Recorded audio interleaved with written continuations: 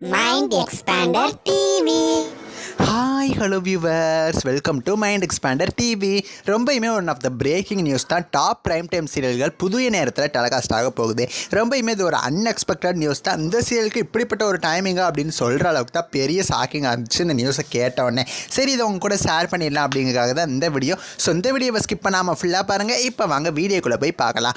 Actually இதுக்கு முன்னாடி நானுமே வீடியோ போட்டிருந்தேன். பூங்காற்று திரும்ப சீரியலில் ப்ரைம் டைமில் 10 மணிக்கு லான்ச் பண்ணலாம் அப்படிங்கிற மாதிரி விஜய் டிவி பிளான் பண்ணிட்டு இருக்காங்க அப்படின்னு சொல்லி. ஸோ 10 மணிக்கு இது வரைக்கும் சிந்து பைரவி சீரியல் தான் இருக்குது. ஸோ நீ நான் காதல் சீரியல் இன்னொரு சைடு முடிய போகுது. டேரெக்டாக சிந்து பைரவி சீரியலில் 6 o'clock டைம் சேஞ்ச் பண்ணுவாங்க அப்படின்னு சொல்லி நம்ம நினச்சிக்கிட்டு இருந்தால் அன்எக்ஸ்பெக்டடாக விஜய் டிவி இந்த மாதிரி பண்ணியிருக்காங்க. இது ஏன் அப்படின்னு சொல்லி தெரில.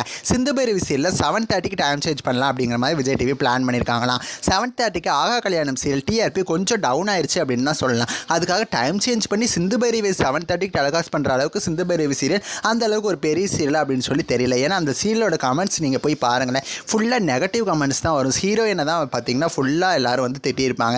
ஏன் அப்படின்னா அந்த கேரக்டர் பார்த்தீங்கன்னா ஹீரோயினை வில்லி மாதிரி ஆக்கிட்டாங்களே அப்படிங்கிற மாதிரி தான் ஃபுல்லாக வந்து எல்லாரும் அதான் சொல்லிட்டு இருக்காங்க. ஸோ இந்த சீரியலில் 7:30க்கு மாற்றுறாங்களே அப்படின்னு சொல்லி அவ்வளவு ஷாக்கிங்காக தான் இருந்துச்சு எனக்குமே.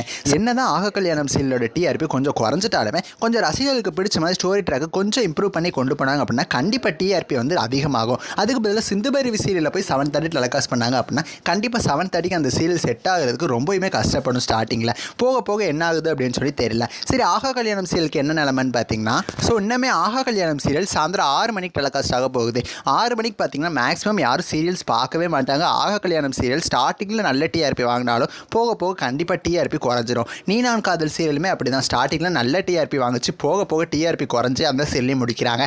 ஆகா கல்யாணம் சீரியலுக்கும் அந்த நிலைமை தான் கூடிய சீக்கிரம் வரப்போகுது. நீங்கள் இந்த டைம் சேஞ்சஸை பற்றி உங்களோட கருத்துக்களை எனக்கு மறக்காமல் கமெண்ட் பண்ணுங்கள். நெக்ஸ்ட் ஒரு இன்ட்ரெஸ்டிங்கான வீடியோவில் நான் வந்து உங்களை மீட் பண்ணுறேன். தேங்க்ஸ் ஃபார் வாட்சிங்.